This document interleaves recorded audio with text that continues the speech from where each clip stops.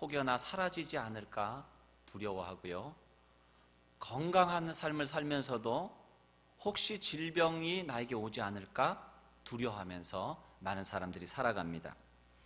두려움은 그리고 인간의 몸과 마음과 언행과 삶에 지대한 영향을 미칩니다. 그래서 버트란트 러셀은 일단 두려움의 영향력 안에 들어서게 되면 어떤 개인이나 군중이나 나라도 제 정신대로 사고를 갖거나 행동할 수 없다라고 말했던 것 같습니다. 두려움이 우리의 삶에 영향을 미친다는 거예요. 우리가 코로나19 바이러스로 인해서 많은 사람들이 두려움을 느낀다고 그러고 또 불안감을 가진다고 그래요. 어제 기준으로 코로나19 환자가 7,000명이 넘어섰고 또 사망자도 48명이나 나왔습니다. 상황이 이렇게 되고 보니 혹시 여기도 혹시 나도 이런 마음이 들면서 불안한 마음도 생기고 두려운 마음이 생기는 것이 어찌 보면 당연할지도 모르겠습니다. 그래서 이로 인해서 생활 중에 멍한 상태로 보낸다라고 하는 사람들도 있고요. 또 어떤 사람들은 일이 손에 잡히지 않는다라고 말하는 사람들도 있고 또 불안증에 시달리는 사람들도 많이 생겨나고 있습니다. 두려움 자체가 나쁜 것은 아닙니다. 두려움이 있어야 우리가 현실적인 두려움, 우리에게 두려움을 가져오는 위험 요소에 대해서 대비하고 조심도 할 수 있기 때문입니다. 그러나 두려움에 사로잡히는 것은 문제입니다. 우리가 두려워하고 불안해하는 것은 미래에 무슨 일이 나에게 닥칠지 모르기 때문이에요. 내가 통제할 수 없는 거잖아요. 모르니까. 노자는 이런 얘기를 했습니다. 기분이 우울하면 과거에 사는 것이고 불안하면 미래에 사는 것이며 마음이 평화롭다면 지금 이 순간에 살고 있는 것이다. 우울증 걸린 사람들을 보면요, 어디에 사로잡혀 있느냐 하면 과거에 사로잡혀 있습니다. 불안증과 두려움에 사로잡혀 있는 사람들을 보면 미래에 사로잡혀 있어요. 알 수 없는 그 무언가에 대해서, 일어나지 않은 그 어떤 일에 대해서 사로잡혀 사는 거예요. 이와 같은 우울과 두려움과 불안에 사로잡혀 살면서 우리가 잃어버리는 것은 바로 오늘입니다. 그 두려움 때문에 우리가 지금 이 순간을 제대로 살아가지를 못하는 거예요. 지금 우리와 함께 계시는 주님을 바라보지 못하는 거예요.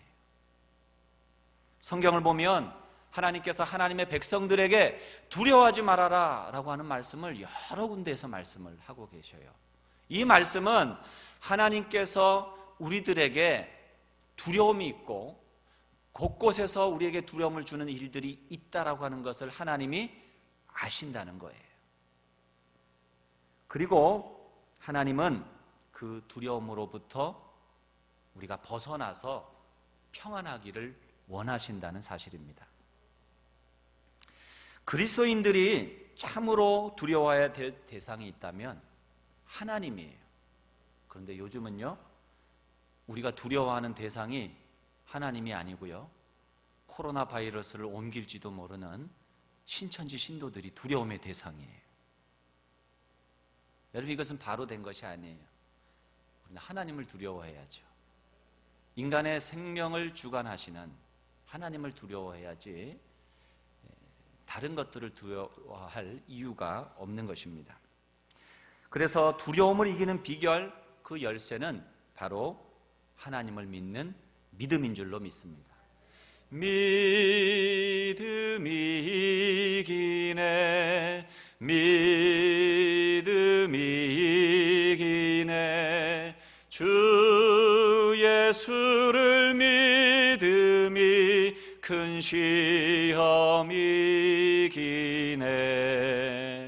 할렐루야. 그리고 우리에게 주신 믿음이 그와 같은 능력이 있는 거예요. 여러분, 저와 여러분에게 지금 필요한 것이 있다면 그것이 믿음인 줄로 믿습니다.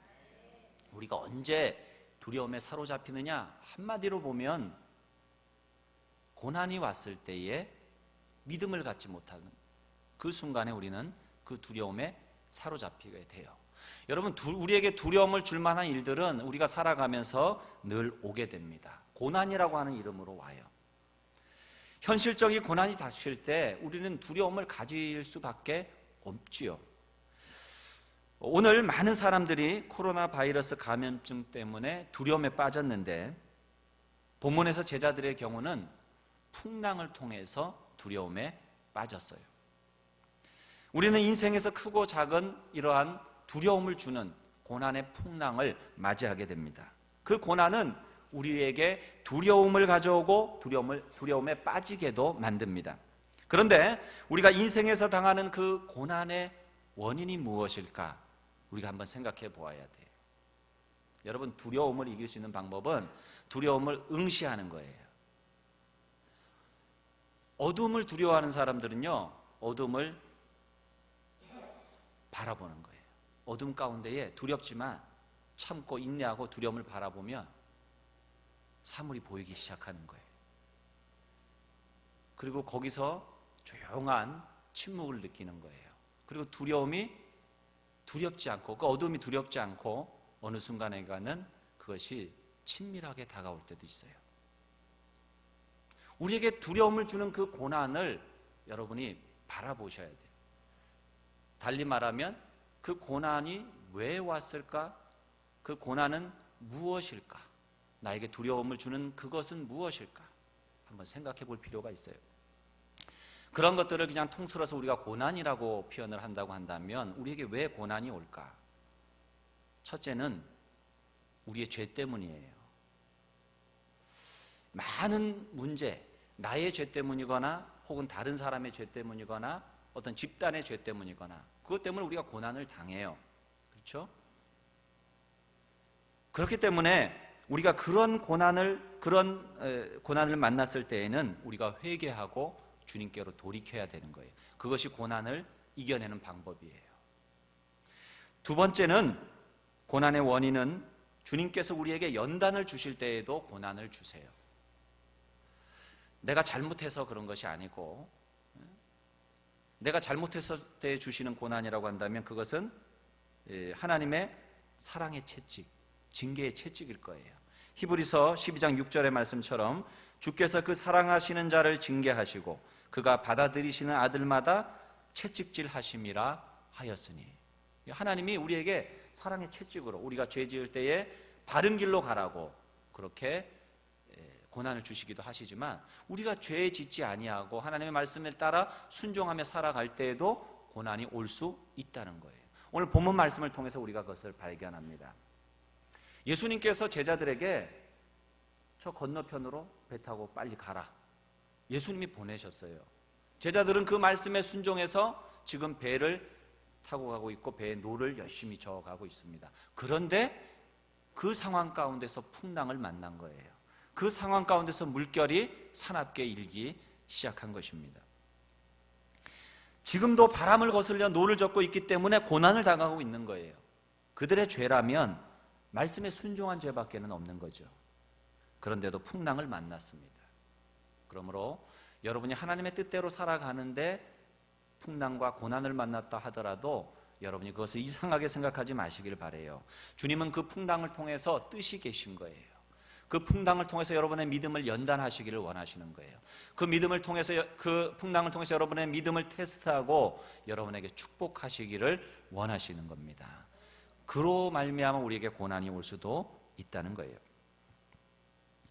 제자들이 주님이 보이지 않고 느껴지지 않는 순간에도, 주님이 침묵하시는 때에도 주님을 믿고 신뢰하며 끝까지 순종하고 있는가 하는 것을 주님은 우리 지금 테스트를 하고 계신 것입니다.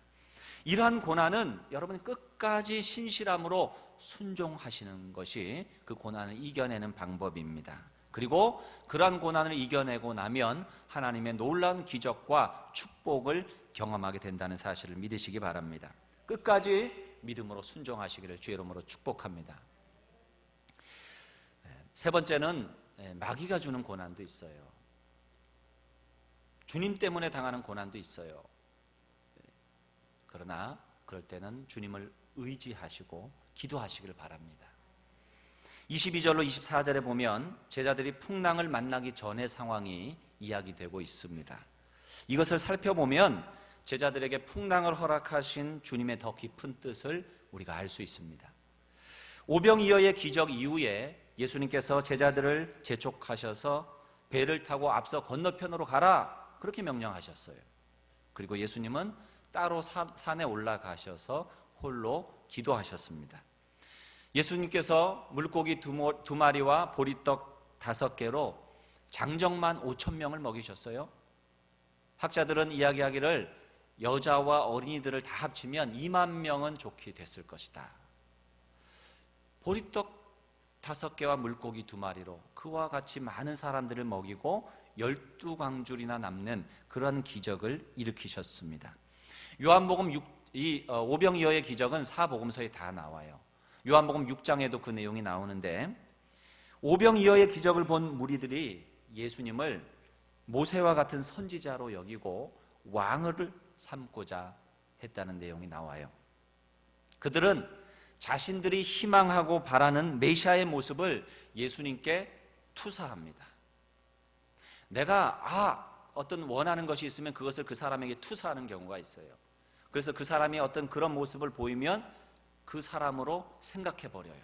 예수님을 자기들이 생각하는 그런 메시아의 모습으로 생각해서 예수님을 그들은 왕으로 세우고자 했고, 그들이 그렇게 했지만 그것은 오해였고 주님을 괴롭히는 일이었습니다. 이런 상황에서 예수님은 크게 3가지 이유 때문에 제자들을 먼저 건너편으로 가게 하셨다고 생각됩니다. 첫째는 자신을 왕으로 옹립하려고 하는 이 사람들의 시도에 아직 예수님을 제대로 모르는 제자들마저도 세속적인 메시아로 오해하여서 그들에게 휩쓸려서 예수님을 왕으로 모시려고 하는 그러한 물이 들까봐 빨리 제자들을 건너편으로 가게 하신 거예요. 만약에 그들이 그와 같이 하게 됐을 때에는 아마도 당국에 의해서 모반으로 처형을 당할 수도 있을지도 모르는 일이에요. 그런 것을 주님은 우려하셨던 것 같아요.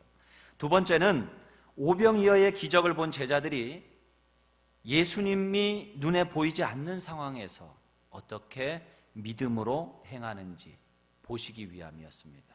그들에게 예수님이 하나님의 아들이시다라고 하는 것을 분명히 알려주시기 위한 그런 주님의 의도가 있으셨던 것 같아요. 그래서 제자들의 믿음을 연단하기 위해서, 그들의 믿음을 세우기 위한 목적으로 그들을 바다로 빨리 가도록 하신 것 같습니다.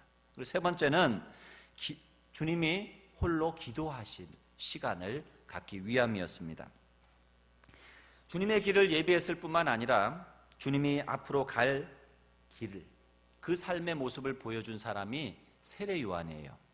그런데 바로 그 어간에 세례 요한이 죽임을 당했다는 소식을 예수님이 듣게 되셨습니다. 이제 예수님께도 고난과 죽음의 길, 그 십자가의 길이 가까이 온 것이에요.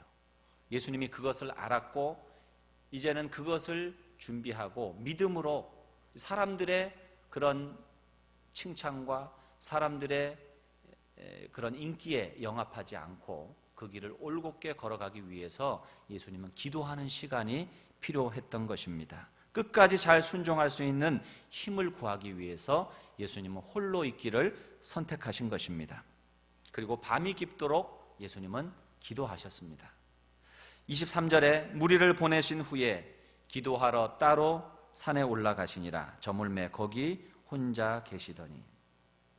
여러분, 우리가 주목받는 자리일수록, 칭찬과 명예를 얻을 때일수록, 나를 부르는 곳이 많을수록 우리는 기도에 힘써야 될 줄로 믿습니다. 우리가 직분을 받고 사명을 받고 해야 될 직임이 있다라고 하는 것은 우리가 더욱 기도해야 된다라고 하는 의미입니다. 홀로 자신과 대면할 수 있는 사람만이 주님을 만날 수가 있고 주님이 주신 사명을 감당할 수 있기 때문입니다. 주님과의 만남, 주님과의 거룩한 시간을 갖기 위하여 여러분 고독을 두려워하지 마시고 홀로 있기를 선택하시고 홀로 있기를 힘쓰는 저와 여러분이 될 수 있기를 바랍니다.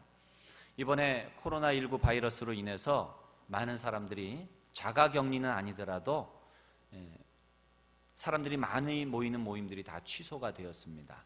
그리고 가능하면 가정에서 그렇게 시간들을 많이 보내게 됐어요. 그렇죠?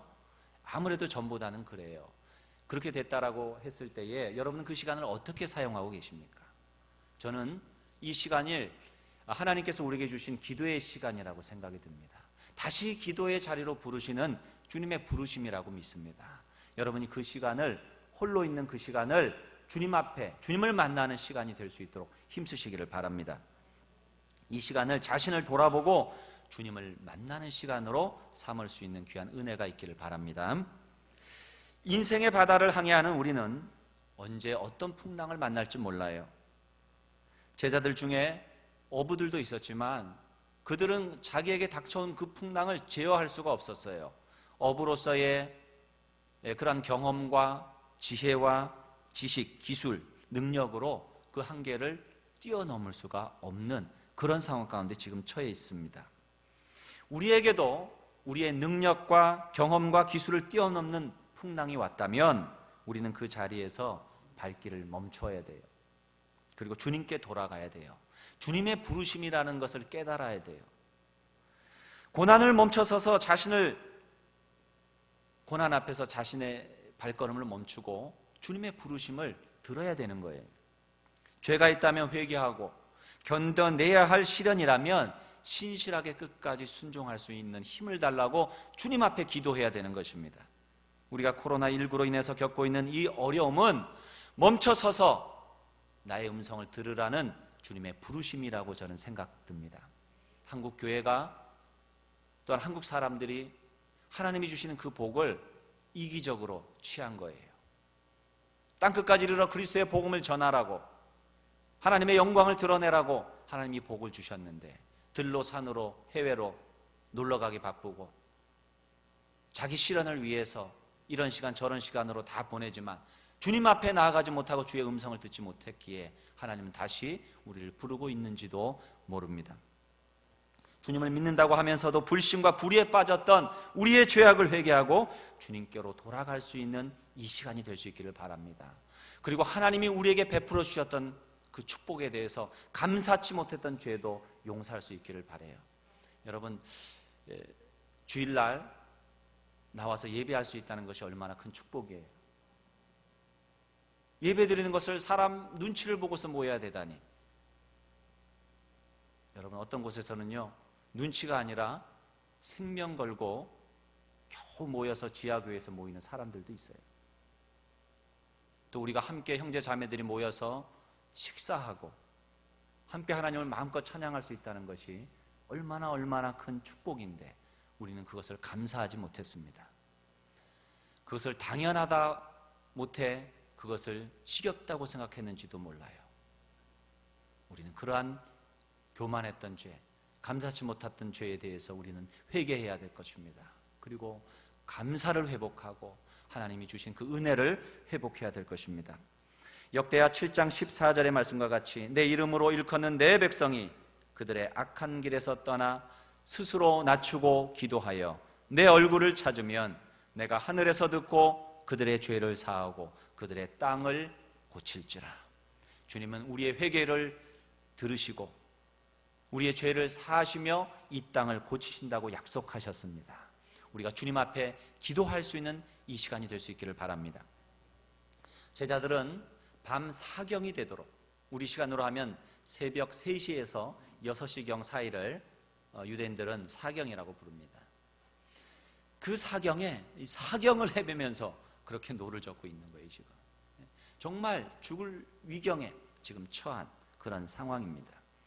점점 문제를 통제할 수가 없어요. 풍랑을 통제할 수가 없는 상황이 됐어요. 그들은 두려울 수밖에 없는 그런 상황에 빠졌습니다. 왜 그들은 문제를 해결하지 못하고 두려움에 빠졌습니까?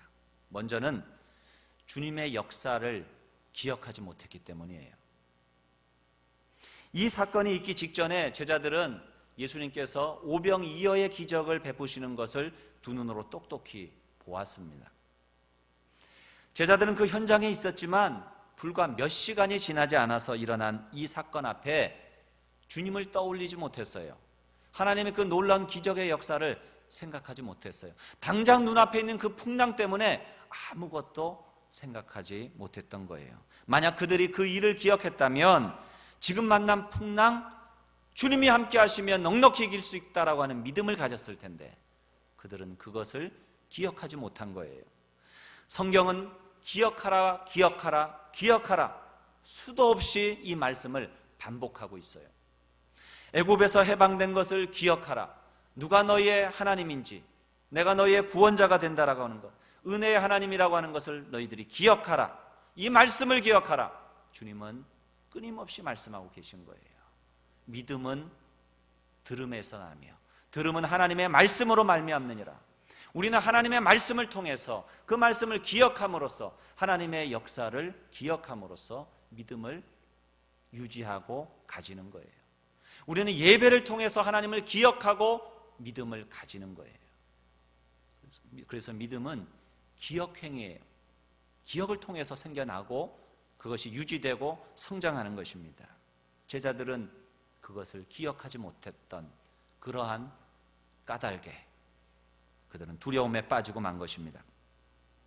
우리가 본문만 보면 예수님은 마치 풍랑 속에서 제자들을 버려두신 것 같이 느껴져요. 왜 예수님은 제자들을 그렇게 어려움에 처하게 하셨을까? 그런데 여러분 마가복음을 읽어보면요, 똑같은 이 풍랑을 잠잠케 하시는 예수님의 이야기가 나오는데 거기에 보면 이런 말씀이 있습니다. 마가복음 6장 48절입니다. 바람이 거스름으로 제자들이 힘겹게 노젓는 것을 보시고, 예수님께서 지금 산에서 홀로 기도하시면서 제자들이 거센 풍랑 가운데에 힘겹게 노를 젓는 것을 보고 계시다는 거예요. 예수님이 보고 계시다는 거예요. 풍랑을 만나서 어찌할 바를 모르는 우리를 보고 계시다는 거예요. 우리의 아픔, 우리의 고통, 우리의 문제, 우리의 연약을 주님이 보고 계시다는 거예요. 그런 예수님께서 우리의 인생에 찾아오시면 그 모든 풍랑이 잔잔해진다는 사실을 믿으시기 바랍니다. 여러분, 두려움을 이기고 문제를 해결할 수 있는 키는 주님께 있어요. 그 주님의 역사를 기억하십시오. 여러분의 삶 가운데 베푸셨던 그 은혜의 때를 기억하십시오. 여러분에게 주셨던 그 하나님의 말씀을 기억하십시오. 회개할 것이 있으면 회개하고 순종할 것이 있으면 순종하십시오. 주님께서 반드시 이 코로나19로 인해서 고통받는 이 땅을 고치시고 또는 여러분의 삶의 고난의 풍랑을 잠잠케 하셔서 전화 위복의 기회로 만들어 주실 것입니다. 또한 풍랑과 그로 인한 두려움에서 자유할 수 있는 길은 지금 당하고 있는 형편만을 생각하지 말고 하나님을 생각해야 돼요. 하나님을 생각해야 돼요. 하나님을 생각해야 돼요. 제자들이 두려웠던 것은 풍랑만 바라볼 뿐 그 풍랑 위에 계신 주님을 바라보지 못했기 때문이에요. 하나님은 강하고 담대하라 말씀하셨어요. 모세에게도 여호수아에게도 그리고 죽음의 위협 앞에 선 사도 바울에게도 강하고 담대하라 주님은 말씀하셨고 오늘 두려움 가운데 빠져 있는 우리에게도 강하고 담대하라 말씀하시는 줄 믿습니다. 예수님도 풍랑 가운데 사투를 벌이고 있는 제자들에게 그냥 내버려 두지 않으셨어요. 27절에 보면 그들에게 찾아오셔서 말씀하십니다. 안심하라. 나니 두려워하지 말라. 결국 이 두려움에서 우리를 자유케 할 수 있는 비결은 오직 주님을 향한 믿음이요, 주님만이 우리를 이 두려움에서 해방시켜 주실 수 있는 분이십니다. 그래서 예수님은 제자들에게 믿음이 작은 자여 왜 의심하느냐 31절에 그렇게 말씀하신 거예요. 믿음이 작은 자여 왜 의심하느냐. 하나님을 믿는 믿음이 이 시험을 이기고 이 두려움에서부터 우리를 건져줄 수 있다는 사실을 여러분 믿으시기 바랍니다. 내 앞에 나타난 풍랑만 보지 마시고 풍랑 위로 걸어서 내게로 다가오시는 주님께 여러분의 시선을 두시기 바랍니다. 나의 믿음을 점검해 보세요. 두려워하는 마음은 하나님이 주신 마음이 아니라고 그랬어요. 두려움을 가질 때 주님이 아닌 혹시나 올지도 모르는 미래의 일들을 생각하게 되고 오늘 나와 함께 하시는 주님을 보지 못하게 되는 거예요. 믿음의 눈을 열어서 주님을 바라보게 하옵소서. 이 풍랑 너머에, 이 고난 너머에, 이 어려움 너머에 계신 주님을 바라볼 수 있는 믿음의 눈을 달라고 주님 앞에 기도하는 저와 여러분이 될 수 있기를 바랍니다. 그럴 때 우리는 치유와 회복, 기쁨과 평강의 은혜를 얻게 될 것입니다. 사랑하는 성도 여러분, 두려움 가운데 계십니까? 주님을 믿음으로 바라보시기 바랍니다. 세 번째로, 우리가 두려움을 이기려면 끝까지 믿음을 가지고 포기하지 말아야 됩니다. 왜냐하면 예수님은 밤 사경에 오시기 때문입니다. 24절, 25절입니다. 배가 이미 육지에서 술이나 떠나서 바람이 거스름으로 물결로 말미암아 고난을 당하더라. 밤 사경에 예수께서 바다 위로 걸어서 제자들에게 오시니, 예수님께서 언제 오셨습니까? 밤 사경에 오셨다라고 그랬어요. 가장 어두운 시간이 언제인 줄 아십니까? 동트기 전, 바로 이 사경이 지금 그때의 시간이에요. 오전 3시에서 6시 사이. 제자들이 가장 힘들고 포기하고 싶어지는 그때에 주님은 그들을 찾아오셨어요. 어쩌면 그들이 자신의 연약함을 뼈저리게 느끼는 그때, 자신의 한계를 너무나도 깊이 느끼는 그때를 주님은 기다렸는지도 모르겠어요. 여러분, 우리가 운동을 할 때에 가장 운동 효과를 높일 수 있는 때가 언제냐? 예를 들어서 근육 운동을 한다 그러면 바벨을 들어도 마지막 2개, 3개를 들 그때가 가장 힘들지만 그때가 가장 근육이 커지는 거예요. 한마디로 근육이 붙는 거죠. 그러면서 근육이 커지는 거예요. 우리가 달리기를 할 때도 우리가 수영을 할 때도 마찬가지고요. 가장 폐활량을 늘릴 수 있을 때는 숨이 턱까지 찼을 때, 그때 몇 걸음 더 뛰고 조금 더 갈 때, 그때 우리 폐활량이 늘어나는 거예요. 고난이라고 하는 것은 우리를 그렇게 성장시키고 발전시키는 거예요.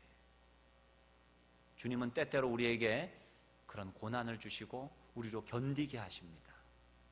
우리의 믿음을 자라게 하기 위해서 그 어둠의 시간을 우리에게 주실 때도 있는 거예요. 그때 여러분이 인내하시면서 포기하지 않는 것, 그것이 바로 여러분이 하나님의 축복을 가져오는 비결입니다. 우리 인생의 바닥에서 주님의 역사는 시작이 되는 거예요. 인간의 절망이 하나님의 소망의 시작입니다. 고난의 밤이 가장 깊은 밤 사경, 그때 주님이 제자들을 찾아오신 이유가 거기에 있지 않을까 생각합니다. 그러므로 여러분, 절대 포기하시면 안 됩니다. 주님이 알고 계셔요. 주님이 보고 계셔요. 주님이 다가오고 계십니다. 그 풍랑 위로 걸어오시는 주님을 바라보며 힘들고 어렵다고 두 손을 놓고 무너지지 마시기 바랍니다. 주님 손 붙들고 다시 일어나는 우리 모든 성도님들 되시기를 주의 이름으로 축원드립니다. 26절에 제자들이 그가 바다 위로 걸어오심을 보고 놀라 유령이라 하며 무서워하여 소리 지르거늘 예수께서 즉시 이르시되 안심하라, 나니 두려워하지 말라.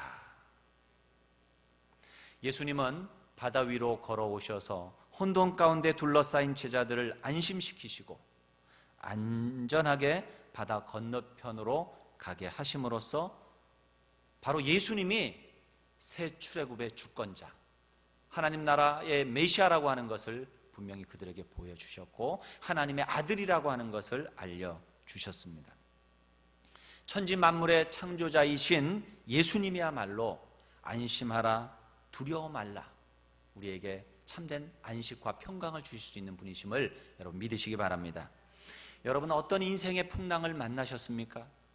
온종일 일하고 밤새 파도와 맞서 싸웠지만 제자리를 맴도는 그런 제자들처럼 고단하고 막막한 인생을 살아가고 계십니까? 건강의 풍랑, 부부 문제의 풍랑, 자녀 문제의 풍랑, 직장 문제의 풍랑, 사업의 풍랑을 여러분 만나셨습니까?